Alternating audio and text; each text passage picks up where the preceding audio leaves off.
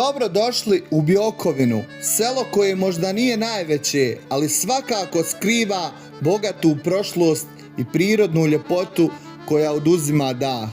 Smješteno je u srcu Bosne, u blizini Jajca i okruženo je planinama, rijekama i šumama. Biokovina je u svojoj tišini čuvala mnoge priče koje zaslužuju da budu ispričane.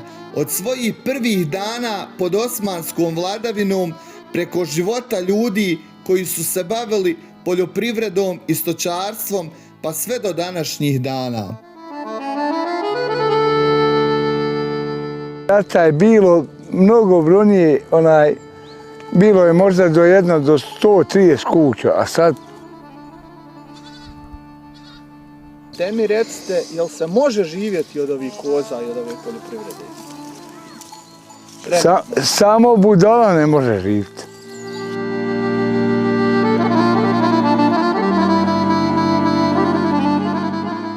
Kroz ovaj video zaronit ćemo u tajne koje ovo selo skriva, istražujući njegovu historiju, legende i sve ono što ga čini jedinstvenim.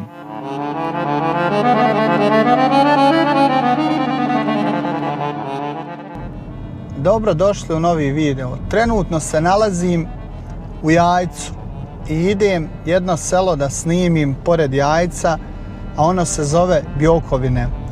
Znači, to vam se selo nalazi kada iz Jajca krenete prema Donjem Vakufu i na neki kilometar, možda li 500 metara u mjestu Skela skrene se lijevo.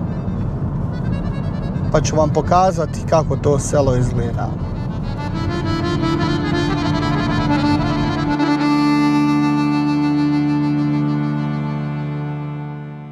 Selo Biokovina se nalazi u opštini Jajce u Srednjobosanskom kantonu i smješteno je u brdovitom krajoliku karakterističnom za taj dio države.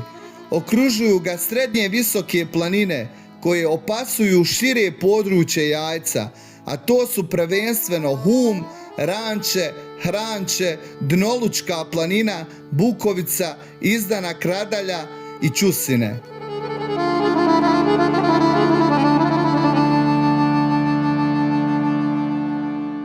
Planine su bogate bjelogoričnim i crnogoričnim šumama, prošaranim planinskim livadama i pašnjacima.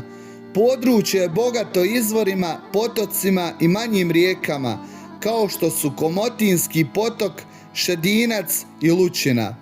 Ove planine pružaju mogućnosti za pješačenje, botaniziranje, prikupljanje ljekovitog bilja i gljiva.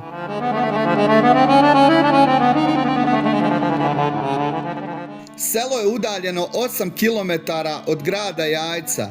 Kroz historiju ovo selo je bilo centar aktivnosti u regionu, iako nije jedno od najvećih naselja u Jajcu. Geografski smješteno je u okruženju bogatom prirodnim ljepotama.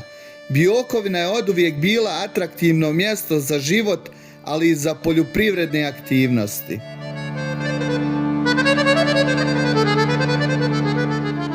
Iako nije obilježeno velikim bitkama i historijskim događajima, Biokovina ima bogatu historiju vezanu uz naseljavanje ovog kraja. Kao i mnoga druga sela u Jajcu, Biokovina je naseljena još u srednjem vijeku, vremenima kada su se prvo naseljavali Slaveni na ove prostore. Zanimljivo je da se spominje već u dokumentima iz osmanskog perioda, kada je pripadala Podgorskom kadiluku.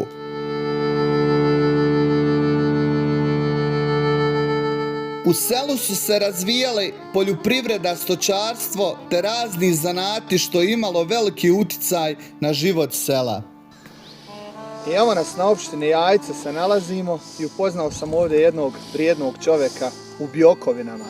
Pa će nam nešto malo više reći o ovom selu i čime se on trenutno bavi ovdje i neke osnovne informacije o ovom mjestu. A za početak će nam se predstaviti.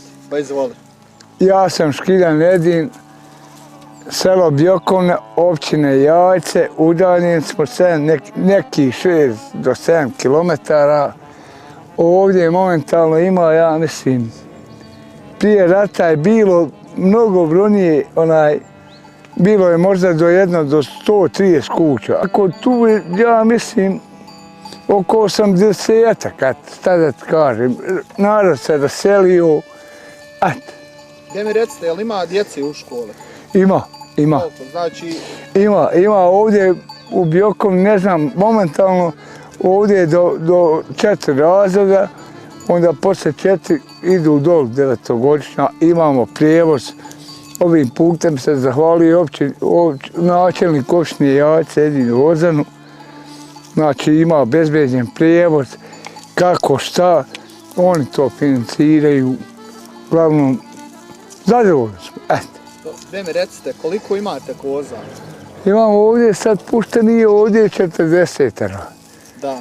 Sjeradno. Ima još nešto ustali, ima mali jarad, pa ne mogu pratiti. A gdje mi recite, jel se samo bavite poljoprivredom ili? Radim ja sve, šume i oranje, kopanje, sve. Je li ovo stanovništvo ovdje miješano ili mislim na Bošnjake i... Ne, ovo ti je miješano.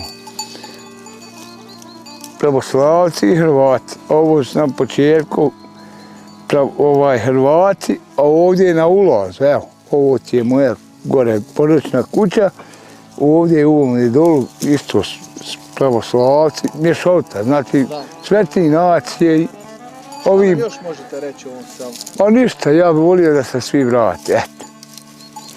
I svi, i pravoslavci, i Hrvati, i da živimo kao što smo živi.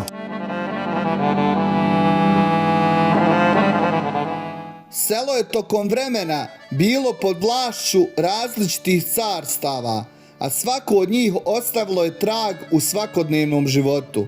Otisci osmanske vladavine, ali stari tragovi rimskih naselja u okolnim područjima mogli bi objasniti postojanje rimskih objekata u blizini. Ime Biokovina prema nekim tumačenjima potječe od riječi biok, što na staroslavenskom jeziku znači šuma ili gora. Biokovina, dakle, mogla je biti mjesto smješteno u blizini šumskog područja ili na planinskoj visoravni koja je bila bogata drvetom i resursima. Također, ime može biti povezano i sa narodnim vjerovanjima koja su vezana za šumske duhove ili zaštitu od prirodnih nesreća, jer su šume često bile smatrane mjestom zaštite i mira.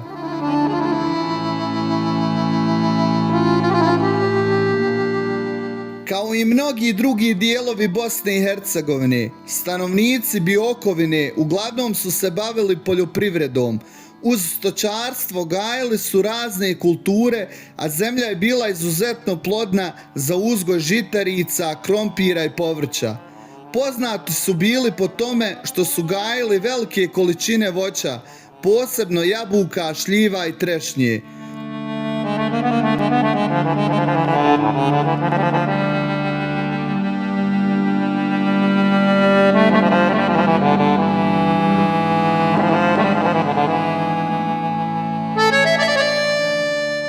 U posljednjim decenijama prošlog stoljeća stanovništvo je počelo migrirati prema većim gradovima, a selo je polako opadalo u broju stanovnika. Iako danas Biokovina nije toliko naseljena kao nekada, mještani su dalje povezani sa zemljom, a mnogi koji su napustili selo zadržali su svoje imanje ili posjede, često se vraćajući u vrijeme berbe ili praznika. Biokovina je, kao i mnoga druga naselja, bogata lokalnim legendama i pričama. Jedna od najpoznatijih legendi iz ovog kraja odnosi se na tajne šumske staze koje vode do skrivenih izvora i bunara. Pričaju da su prije mnogo godina tijekom nekih ratova mještani koristili ove staze da bi bježali od napadača ili dolazili do drugih sela, skrivajući se u šumama. Još jedna legenda vezana je za bogatog pastira, čovjeka koji je navodno na planinskoj visoravni pronašao zlatne predmete, koji su ostavili preci. Pričalo se da je on sakrio svoje blago u jednoj od pećina, a do te pećine da je samo znao put jedan pas koji je nesrećno poginuo. To blago nikada nije pronađeno, ali legenda živi do današnjeg dana.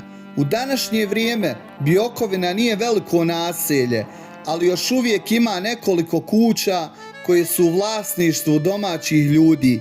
Iako su se mnogi mještani preselili u veće gradove poput Jajca, Biokovina je ostala važan dio lokalne zajednice. Vezana je uz Jajce ne samo geografskim položajem, već i kulturnim nasljeđem koje je blisko povezano sa ovom srednjovjekovnom gradskom sredinom. Danas je mjesto koje privlači turiste koji žele doživjeti prirodu i historiju Bosne i Hercegovine.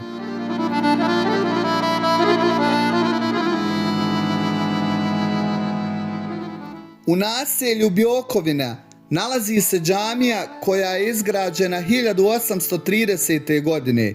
Džamija je srušena za vrijeme rata u Bosni i Hercegovini. Obnovljena je 2005. godine. Prema popisu stanovništva iz 1971. godine u selu je živjelo 433 stanovnika, 266 Bošnjaci, 167 Srbi.